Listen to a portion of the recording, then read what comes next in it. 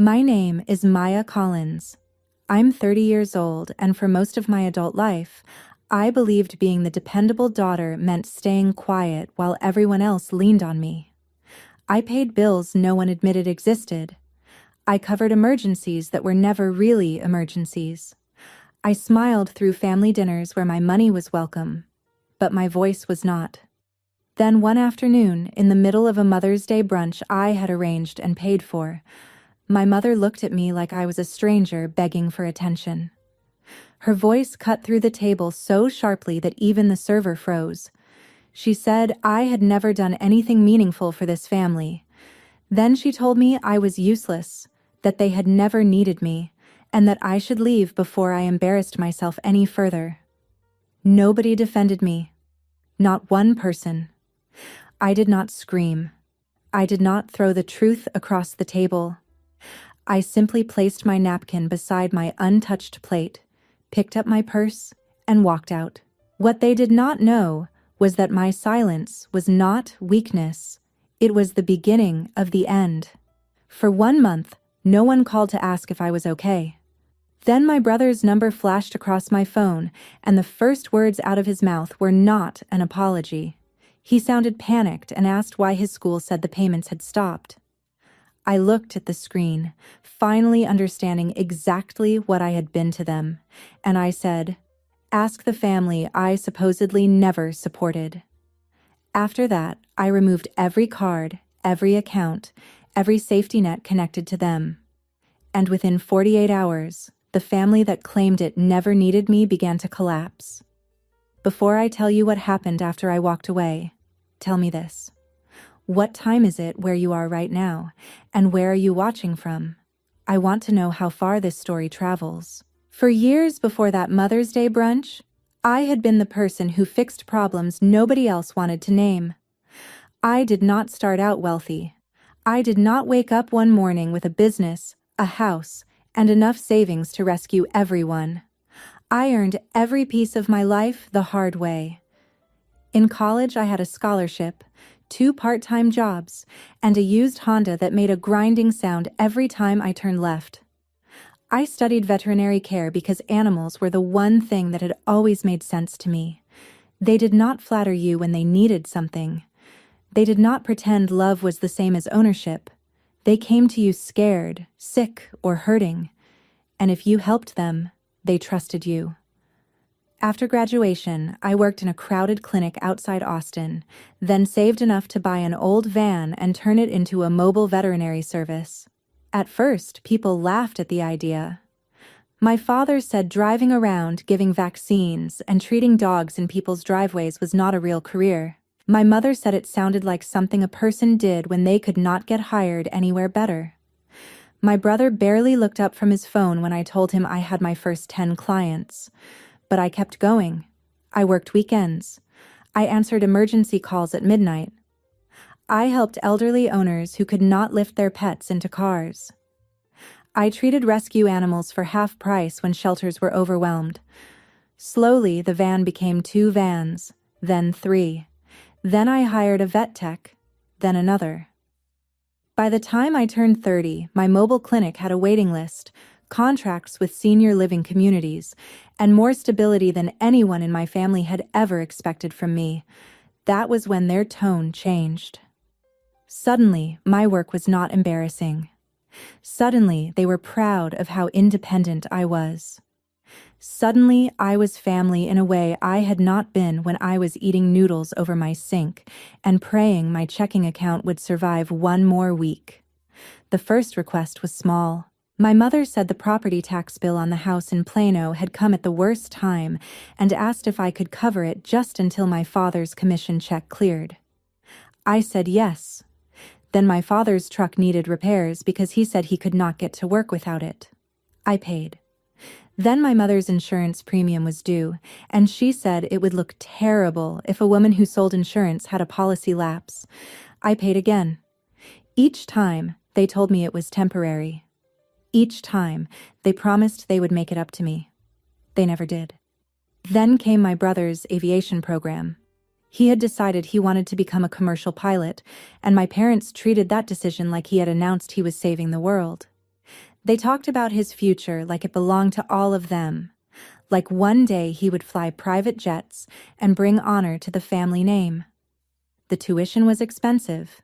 The flight hours were expensive. The equipment was expensive. And somehow every expensive part of his dream found its way to my inbox. My mother said I was lucky to be in a position to help. My father said family invested in family. My brother said he would pay me back when he was making pilot money. I wanted to believe them.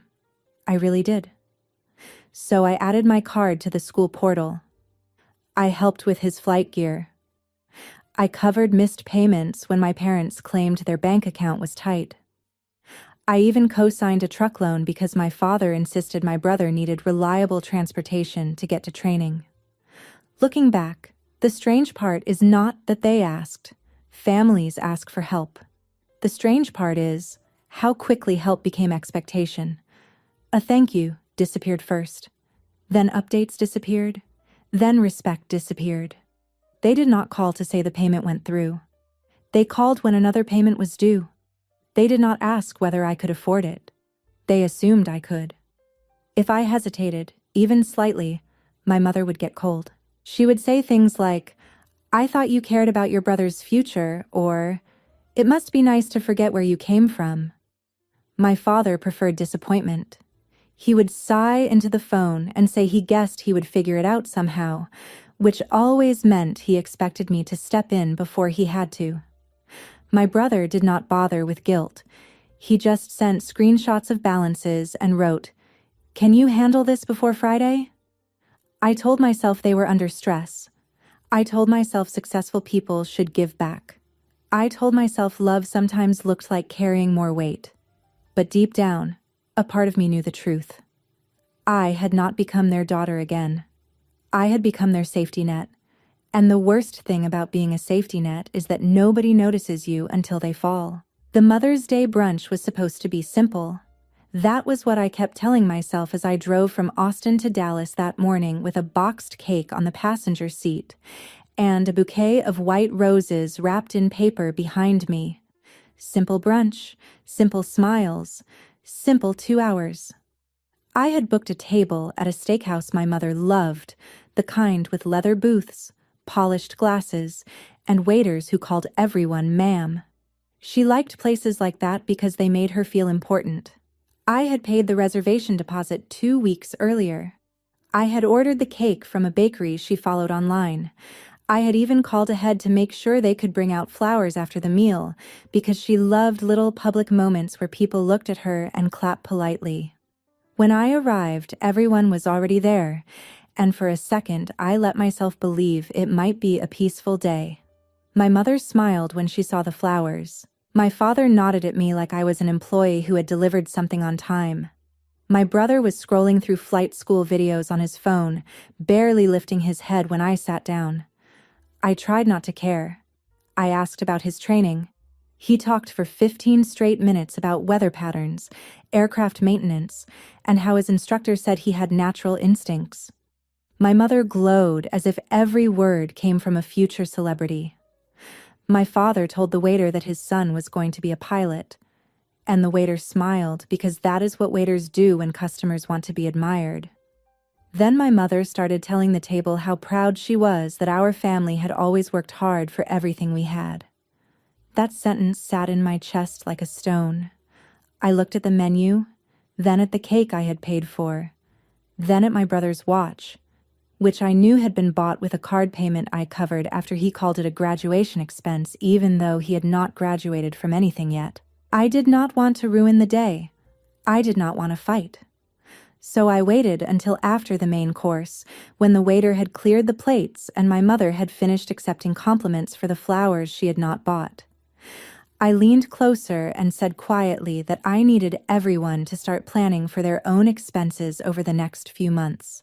I explained that my clinic was expanding, and I had payroll, vehicle maintenance, insurance, medical equipment, and a new route opening for senior communities. I said I could not keep covering every emergency without notice. I said it gently. I said it like a responsible adult talking to other responsible adults. My mother's smile vanished so fast it was like someone had turned off a light. She stared at me across the table and said, "Are you seriously bringing up money today?" I told her I was not trying to make the day about money. I just needed them to understand the situation before the next payment cycle. My father shifted in his seat and muttered that timing mattered. My brother finally looked up, but only because his future had heard a threat. He asked if this was about his school. I said it was about all of it, not just him. The house expenses, the insurance, the truck, the flight payments, the backup cards. I said I love them, but love could not mean one person quietly paying for everyone forever. That was when my mother laughed. It was not a warm laugh. It was sharp and ugly. The kind of laugh meant to embarrass you before the words even arrive. She said, "You always do this, Maya. You act like you are carrying the whole world when all you have ever done is make things harder."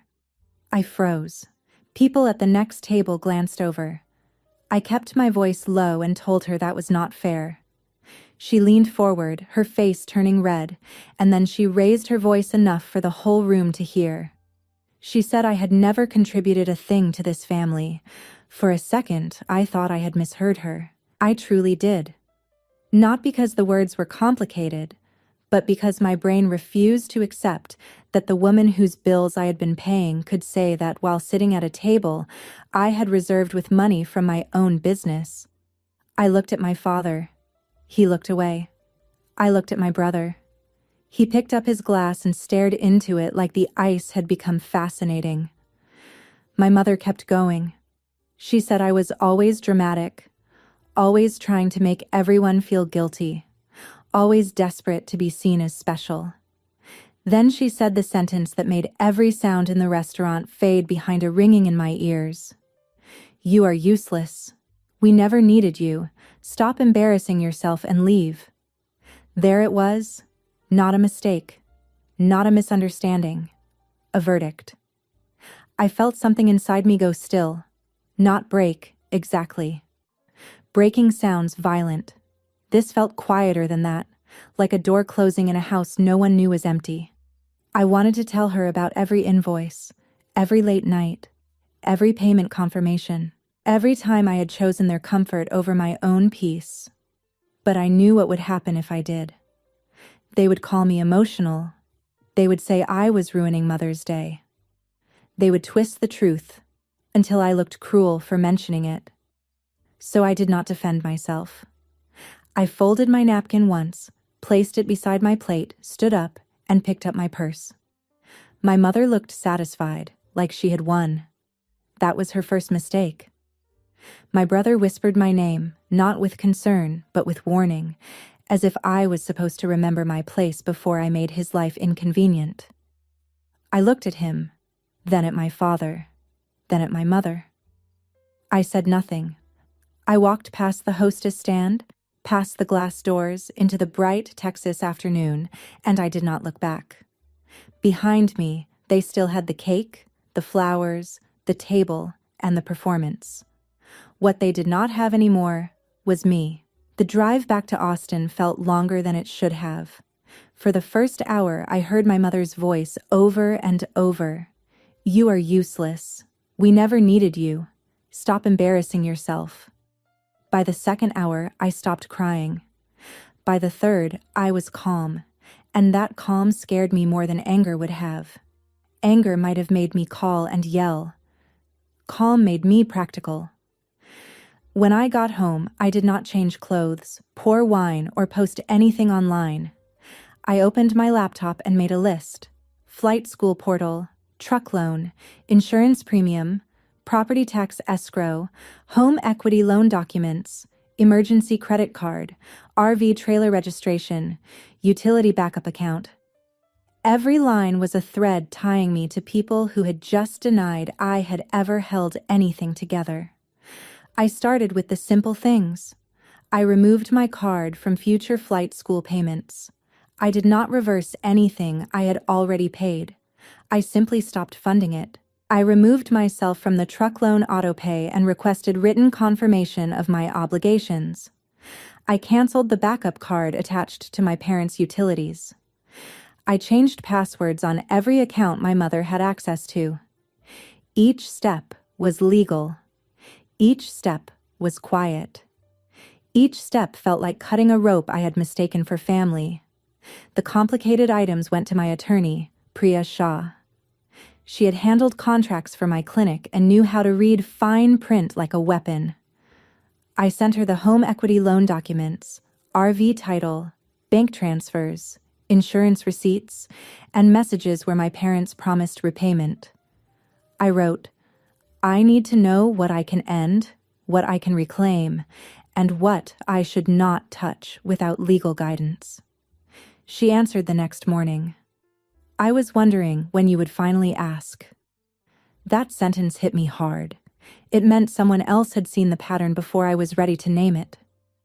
For the next few days, my phone stayed strangely silent. No apology, no message asking if I got home safely. My mother did not call. My father did not call. My brother did not call. At first, the silence hurt. Then it explained everything. They were not worried they had lost me. They were waiting for me to return to my role. They thought I would cool down, feel guilty, and turn the money back on before anything important came due.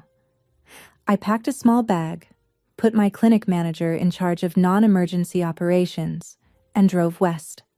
I booked a quiet ranch Airbnb outside Santa Fe, a place with a porch, wooden floors, and a view wide enough to make my problems feel smaller. The first night, I sat outside with my phone face down. The silence felt strange. I kept expecting a demand, a crisis, a new bill disguised as family. Nothing came. The next morning, I drank coffee from a chipped blue mug and realized how tired I had been. Not just physically tired. I was tired of being useful, tired of being the person who could never have a hard month because everyone else had built their good months around my sacrifice. For almost 4 weeks, I stayed mostly unreachable. I checked in with my clinic. I answered Priya. I ignored everything else. No one truly reached out. No apology came. Then, exactly 1 month after brunch, my brother called. Once, twice, 5 times. Then he texted, "Maya, answer. It is about school." I stared at those words for a long time. Not, "Are you okay?" Not, "Mom went too far." Just, "It is about school." The system had finally noticed the missing wire. I let the phone ring one more time before I answered. I did not sound cheerful or angry. I simply said, "What is it?" My brother's voice came through tight and fast. He asked why the school said his payments had stopped. Not how I was doing. Not whether I was still upset. Not whether he should apologize for staying silent while our mother humiliated me. His first concern was the money. That should have hurt, but mostly it confirmed what the last month had taught me. I asked which payment he meant, though I already knew. He said the aviation program had sent a notice that his next training block could not be confirmed until the balance was resolved. His instructor had warned him that missed payments could push him to the back of the flight schedule. He said I needed to fix it before Monday because he could not afford to lose hours. The word afford almost made me close my eyes. He could not afford to lose hours, but I had been affording everything else for him. The tuition, the plane rental, the testing fees, the simulation lab, the equipment, and the truck that carried him to training. I asked if he had talked to our parents. He snapped that this was not about them. I said it was absolutely about them. He told me not to be dramatic. There it was again, the family word for truth that made them uncomfortable. I looked out over the porch and said, "Ask the family I supposedly never supported." He went quiet. Then he exploded. He said I was punishing him for something Mom said. He said his future was on the line. He said real family did not pull support without warning. I reminded him that I had warned everyone at brunch. I had said I needed them to plan for their own expenses. I had said I could not carry every bill forever. In response, our mother called me useless and told me to leave. He said she did not mean it like that. I asked how she meant it. He said I knew how Mom got when she was embarrassed. I said I was the one she embarrassed. He had no answer, so he said Dad was going to be furious. I told him Dad could be furious with the bank, the school, the lender, or himself. I was no longer accepting unpaid family labor. His voice dropped then. For the first time, I heard fear under the entitlement. He asked what he was supposed to do. I said, pay for your own training, apply for aid, work at the airport, delay the program, do what everyone else does when they want something expensive. He said I was being cruel. I said no, I am being honest after years of being convenient. Then I ended the call. My hands were shaking, but not from regret. Within minutes, the family group chat started lighting up. My mother wrote my name in all capital letters. My father demanded that I call him immediately. My brother sent messages saying this was insane. I did not answer. I opened my laptop and removed every saved payment method still attached to their accounts. I deleted shared access to my receipt folder. I removed my mother as an authorized user from an emergency card she had promised to use only when serious, then used for groceries, salon deposits, and a weekend hotel booking she called necessary for stress. I changed the insurance portal password, removed auto-transfer permissions, and emailed Priya with the subject line, "It started." Her reply came 20 minutes later. Good. Do not engage emotionally. Save everything. So I saved every text, voicemail, and threat disguised as concern. That night, I sat on the porch until the stars came out. For years, I had confused peace with everyone else being okay. But peace was not keeping everyone comfortable. Peace was finally refusing to disappear inside their comfort. By morning, the first real consequence arrived. By the end of 48 hours, the family that said it never needed me would learn the exact cost of my absence. Part 6. The first 12 hours were about the school. My brother's aviation portal locked his next flight block because the balance had not been paid. He had been scheduled for a training sequence that required instructor availability, aircraft reservation, and weather clearance. Without payment confirmation, his slot was released to another student.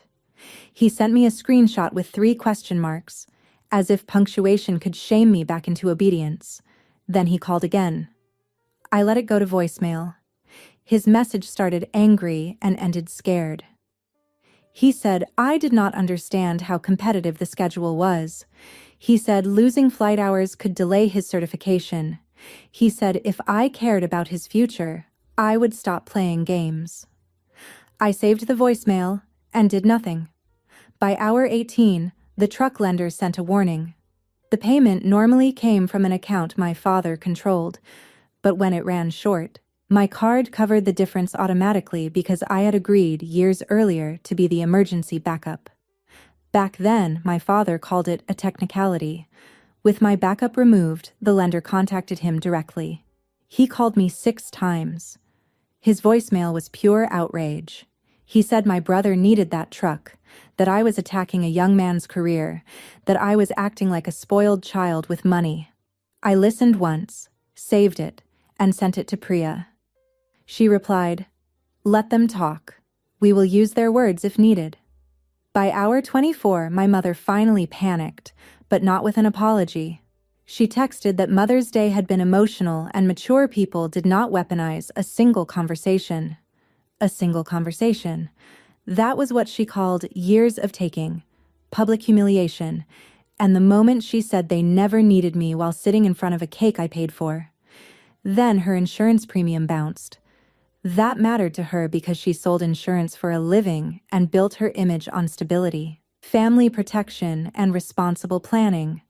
Now her own policy had a payment issue, and she no longer had access to my card to hide it. She called from a blocked number. I answered because I wanted to hear which version of her would appear. She did not say sorry. She said, "Fix this before people start asking questions." I asked if she was worried people would learn her daughter had been paying the bills that kept her image intact. She went silent, then called me cruel. I told her cruelty was calling your daughter useless after depending on her for years. Then I hung up. By hour 36, Priya called. She had reviewed the home equity loan documents and repayment messages. Years earlier, my parents had needed help after a plumbing issue damaged part of the house. They called it protecting the family home. My father promised in writing that my contribution would be repaid when he refinanced. He never refinanced. He never repaid. Instead, they described the renovation like something they had achieved through discipline. Priya said there was a clear paper trail, transfers, messages, and signed acknowledgement. She could issue a formal repayment demand and protect my claim before they tried to move assets or twist the story. I told her to proceed. By hour 40, the social media performance began.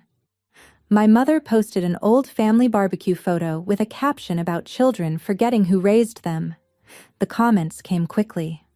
"Praying for you. Kids today are so ungrateful. A mother's love is never appreciated." My brother posted an Instagram story saying some people abandon family during a crisis and still think they are the victim. My father called relatives and told them I had become arrogant because of my business. The old me would have rushed to explain. This time, I waited. Then I called Aunt Marlene, my mother's older sister, and one of the only people who had ever really seen me. When she answered, she said, "I wondered how long you were going to keep paying for people who treated you like a problem." I sent her a folder: flight school invoices, insurance payments, truck loan notices, property tax receipts, the home repair transfer, the RV title, the cake deposit from Mother's Day, because sometimes the smallest receipt tells the loudest truth. I told her I was not asking her to fight for me. I just wanted someone to know the truth before they buried it. She said, "Truth does not need to scream, but it does need a witness." 10 minutes later, under my mother's Facebook post, Aunt Marlene commented, "Denise, are you sure you want people asking who paid those bills?" The post disappeared within 5 minutes. My brother's story came down shortly after. That was the first time I felt satisfaction, not because they were hurting, but because the lies had stopped being profitable. By the end of the second day, Priya found the cleanest thread of all.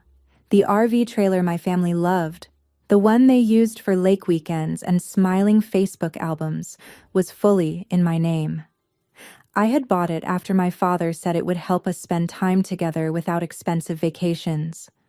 He promised they would handle storage and maintenance. Of course, I paid those too. The title was mine. The loan was mine. The insurance was mine. They only had the keys because I had trusted them. Priya said I had every legal right to recover it. The RV was not just a vehicle, it was a symbol. They drove around in something I paid for while telling people I had never given them anything. I told Priya to arrange the recovery properly. No threats, no drama, everything by the book. The next morning, formal notice went out. Within an hour, my mother called over and over. My father left a voicemail saying I had crossed a line. My brother texted, "You are seriously taking the RV too?" I sent one final message to the group chat before blocking the thread. "You said you never needed me. I am returning your life to the version where I am not supporting it." 3 days later, at a storage lot outside Dallas, they had to face me without the protection of my silence. Part 7. The storage lot sat beside a service road, surrounded by chain-link fencing, faded signs, and rows of boats, trailers, and RVs baking under the Texas sun.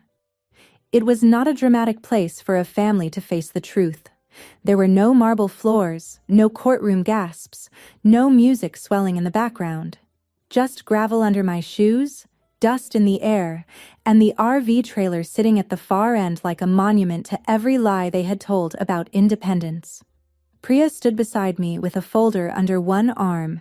The paperwork was confirmed. The locks had been changed. The title was verified. The recovery was legal.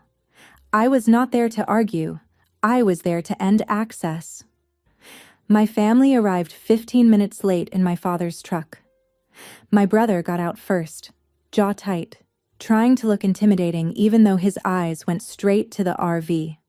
My father followed, red-faced and stiff, the way he always looked when reality refused to obey him.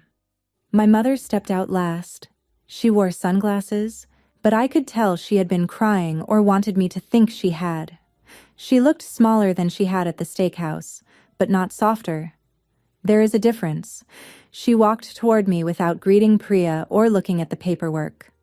She said, "You are really going to destroy this family over one argument." I looked at her, and for the first time I did not feel like the daughter begging to be seen. I said, "No, I am ending a system that only worked because I stayed quiet." My father pointed at the RV and said I was humiliating them. I told him I had learned humiliation from the best, in a restaurant, in front of strangers, while the people I supported looked away. My brother stepped forward and said I was ruining his aviation career. For a second, I saw the scared young man beneath the entitlement, but seeing fear did not mean I had to become his solution again. I told him I was not ruining his dream. I was refusing to finance a dream that had no respect for the person paying for it. He said building it himself would take years. I said most dreams do when someone else is not quietly buying them for you. My mother took off her sunglasses. Her eyes were wet, but her voice still had that sharp edge. She asked what they were supposed to do now. I knew what she wanted. She wanted me to feel guilty, see her fear, and become the old Maya again. I said, "Do what you told everyone you always did. Handle it without me." For once, nobody had a quick answer. Priya handed the final documents to the storage manager. The RV would be prepared for sale, and the proceeds would go toward the debt tied to my name. It would not make me whole, but it would close one door they had kept open with my trust. My father said I would regret this when I had no family left. I told him I had spent years surrounded by relatives and still felt alone. Being alone honestly sounded better than being used loudly. My mother flinched, but she still did not apologize. That was the final lesson she gave me. Some people are not sorry when they hurt you. They are sorry when hurting you stops working. Over the next few weeks, the consequences became real. My brother lost his preferred training schedule and took a job with an airport ground crew to keep his aviation dream alive. For the first time, he was near planes without pretending someone else should pay for his place in them. My father had to negotiate directly with lenders he used to avoid by letting my money fill the gaps.